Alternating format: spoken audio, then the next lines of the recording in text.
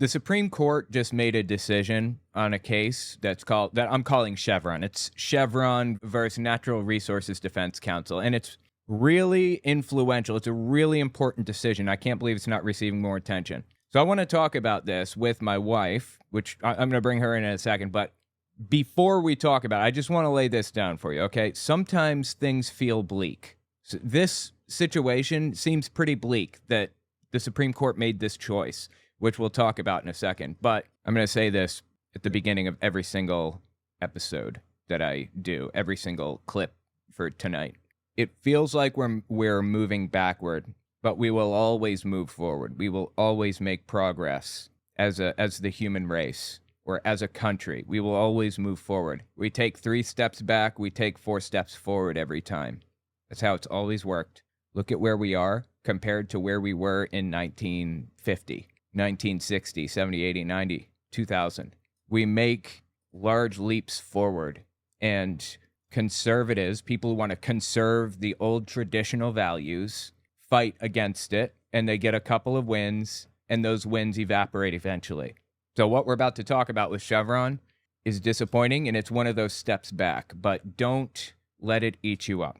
With that being said, let me bring in my wife here. Quick interjection, this won't take long, I promise. I'd appreciate it if you watched to the end of the video, or at least a couple extra seconds, because YouTube bases its algorithm off of watch time. The more watch time a video has, the further the video will go. Also, take a look at my website, oamorgan.com. I'm selling my book, Understanding Jehovah's Witnesses, 400 pages, and my second book, 100 Questions for Jehovah's Witnesses, which is about 80 pages. And you can find them both there on the website. Audio form, ebook form, whatever. It's about my experiences within the religion and the history of the religion generally. The 100 questions are intended to challenge a religious leader, so I'd appreciate it if you give it a read. Okay, back to the video. This is my wife. You can introduce yourself. Hi, I'm Rose. I am Owen's wife, and I am a third-year law student. Tell me about the Chevron case. Give me a basic rundown, and then we'll dive deeper into it. What is it? So to even begin to get into the Chevron case, first we need to talk about the different branches of government. You have the legislative branch, you have the judicial branch, and you have the executive branch. Each one of those branches has been given different powers by the Constitution. So the legislative branch is the one who passes laws. And then the judicial branch is the one who interprets those laws, who decides exactly how it fits into the Constitution, into the other laws that have already been passed. And then the executive branch, they're the ones who are tasked with enforcing the laws. And what does enforcing mean? One of the first things that we did when I entered law school was talk about a hypothetical law that says you can't drive cars through a park. And that seems pretty straightforward on its face. Just don't drive a car through the park. But then you get into, what does a car mean? Do you define it based on the number of wheels? So 4 wheels versus 2 wheels. If you define the car based on 4 wheels, somebody could potentially drive a motorcycle in through. But then what if you say, oh, well, of course, it's just anything that is powered by an engine and has wheels. What about an electric bike? Those are generally accepted within parks. Or what if something has 8 wheels? For example, do you want people who rollerblade or roller skate through the park? Or what about strollers? Do you want people to bring strollers? And then you get into an issue of, what about an ambulance? Does an ambulance count as a car for this? So what you start off with seems like a very straightforward law, and you end up with ambiguity simply by trying to understand the meaning of one word, a car. And that is what's at the heart of Chevron, is how do you fix that ambiguity that exists within laws? Because all laws have ambiguity to some extent. And in Chevron, which was a case from the 1980s, they said, well, obviously that lies with the executive branch, the ones who have to enforce the laws, the ones who have to understand the meaning of the laws so that they can be enforced, so that fines can be brought against people who violate them and things along those lines. And since then, we've had dozens, hundreds of cases saying, we need to give deference to the executive branch.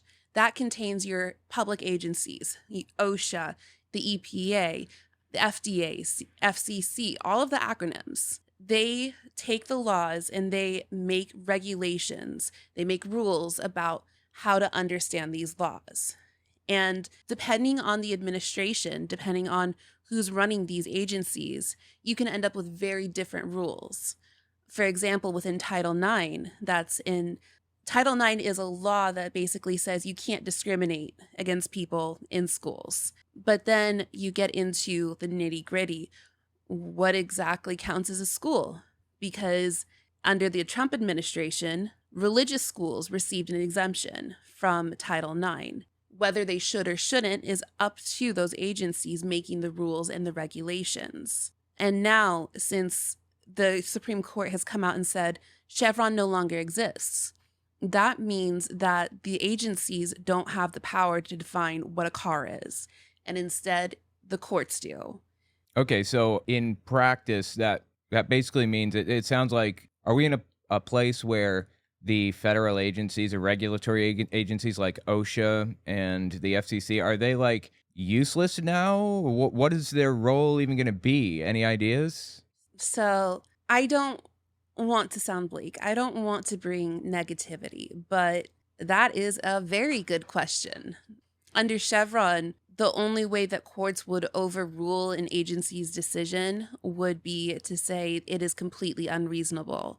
So in the car example, it would be trying to say that a dog is a car. And that is obviously unreasonable, and therefore you can't have that as a rule. It's overruled. But then now you have the courts coming in and saying, well, we're the ones who define what a car is.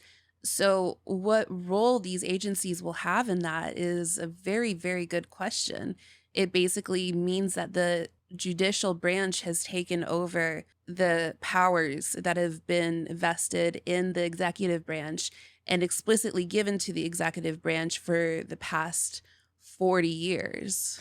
Interesting. So it sounds like the judicial branch has found a way to sidestep the executive branch. I was talking to you the other day about this, but isn't there something with like the abortion pills? Like, what's the deal with how that's going to be handled now?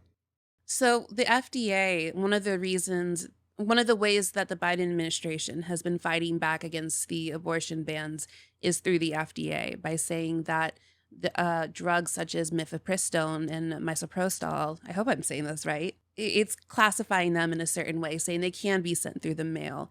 And now the courts are saying that they actually have the power to decide that. And given that the Supreme Court is the one that overruled Roe versus Wade and Planned Parenthood versus Casey, that is potentially very, very dangerous for everyone, even if they are in a blue state or a state that hasn't passed any strict abortion bans. A while back when this debate was going on, I remember one judge deciding that it couldn't, that the male couldn't handle this medicine, the abortion pill, and another judge saying that it could. In that case, I guess it would just default to federal judges and ultimately the Supreme Court, right? Yes. So that those cases, they were challenging the FDA, they were challenging the federal government. And in this case, it would eventually be up to the Supreme Court to determine that. And there's no longer deference given to the agencies. So can the agencies make decisions and then the courts can just override it if they want? Is that what it is? That is pretty much exactly it. And even the extent to which the agencies can make the rules now is up in the air, because how can you make rules when the judicial branch can come in and say, well, no?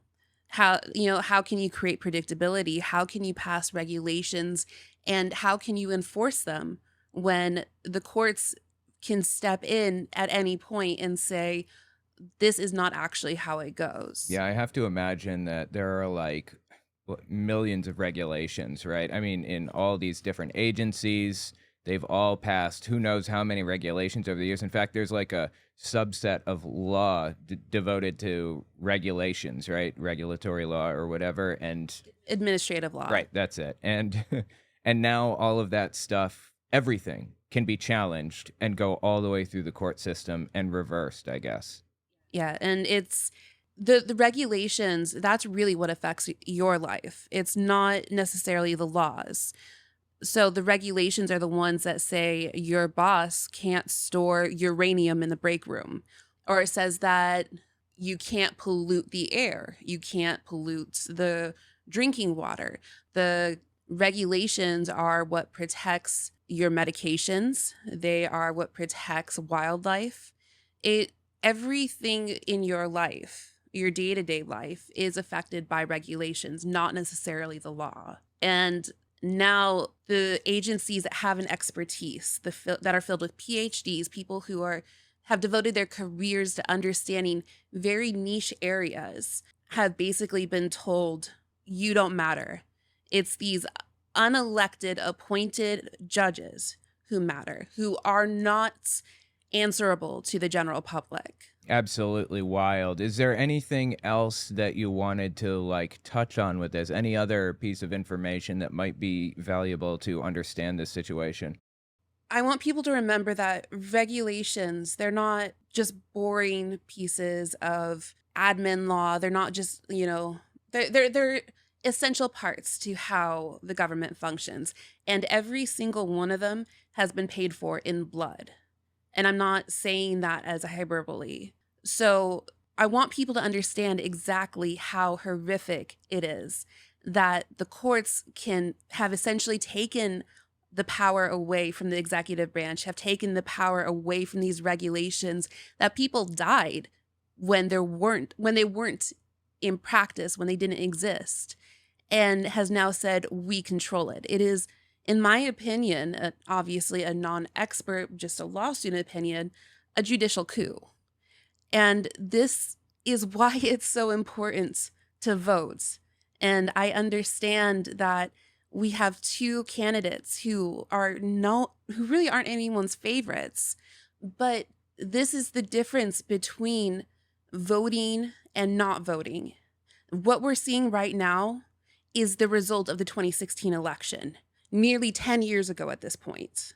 And it will get worse if we don't vote in November.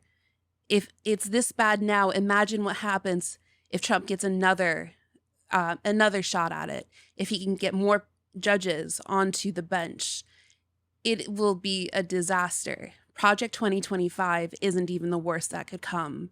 So I want people to understand this is what happens when you don't vote, and this is why we need to vote, no matter how unpopular Biden is or how much I might disagree with a lot of his stances. What I agree with is having a functioning government. Yeah, it seems to me that the far right will crawl over broken glass to vote for their guy, and we need to be as fervent. The health of a democracy can be determined by its voter base, the percent of people voting. So in Germany in the 1920s, before World War II, it had like 80% turnout, which is crazy high because the democracy was failing. That's what happens when democracies start to fail. If it's going well, nobody cares. The only people that vote are like the extremists, and you get absolute nutcases in. We have to vote in good times and in bad times. And again, I want to make sure everybody understands, like, this is a bad decision, but we will take steps forward again. We will.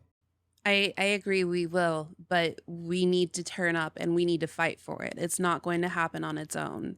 And I don't want to sound negative, but this case is a complete dismantling of the government as we currently know it.